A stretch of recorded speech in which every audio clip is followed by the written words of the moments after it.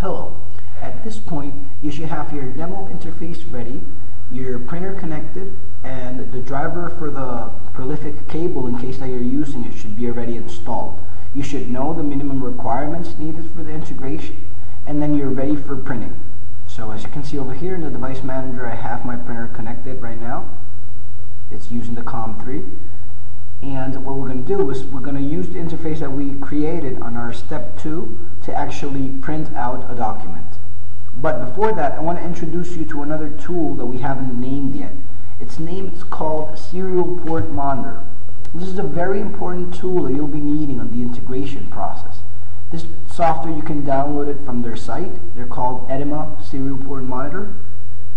And it's used for monitoring any data that is being sent on our serial port. So with this software, we'll be able to see what we are sending to the printer and also the responses of the printer. So we're going to go ahead and first you're going to download and install this software. And once you have it installed, we're going to click over here on New. We're going to select the COM that we're using. In this case, is COM3, the one that my printer is connected to. We're going to check this checkbox called Dump View, and we're going to check this other one called Start Monitoring Now. We're going to start monitoring. Better maximize over here. And what we'll do, we're just going to minimize this for now, and we're going to go back to our form, and we're going to execute it. We're going to go in debugging mode. Once we have it over here, we're going to select from our combo box the COM that we're using. We're using COM3. We're going to first, let's just open the port. Once we have it open, we're going to go to our serial port monitor and let's check what happened in there.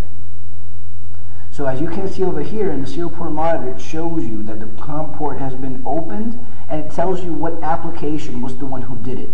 So we're going to go ahead and minimize that. And now we're going to send a command. So remember that at the beginning we were talking about the protocols and commands manual. This is the manual that you're going to be needing at this step. So we're going to go ahead and open that one. You're going to check it all around, but in this example we're going to be printing the programming of the printer. So in this command we're going to get a no-sale document that prints the saved values for the parameters that you can see in this list. And the command is the D command in caps. So we're going to go ahead and try that one, right? Let's minimize over here, and on our interface we're going to type D on the text box and we're going to click send. As you can hear over there, the printer has printed out the programming length. It should have been printed out for you too. And we're going to check on the serial port monitor to see what happened. So as you can see here, it shows you in hexadecimal what was sent to the printer and also the response. Normally, when the printer responds 06 is an acknowledgement, and when it responds a 15 is a non-acknowledgement. So at this point, we consider the integration done because we have already opened the port, closed port, and send commands to the printer. So all the other different functions that the printer uses are going to be handled by sending commands to the printer. So you're going to be using your library manual to check them all, and also the other important file will be the protocols and command manual.